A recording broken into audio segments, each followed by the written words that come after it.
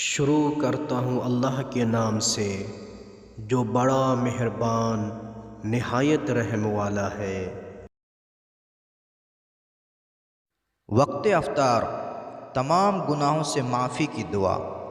رسول اللہ صلی اللہ علیہ وآلہ وسلم فرماتے ہیں کہ جو شخص اس دعا کو افطار کے وقت پڑھے گا وہ گناہوں سے اس طرح باہر آ جائے گا جس طرح پیدائش کے دن گناہوں سے پاک آیا تھا۔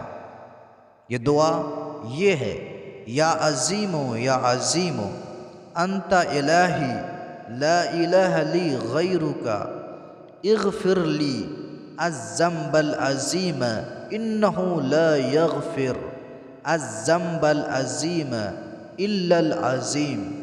اگر کوئی انسان افطار کے وقت یہ دعا پڑھتا ہے وہ انسان گناہوں سے اس طرح پاک ہو جاتا ہے جس طرح وہ پیدائش کے دن گناہوں سے پاک تھا۔ اس کا حوالہ کتاب الاقبال ابن طاؤس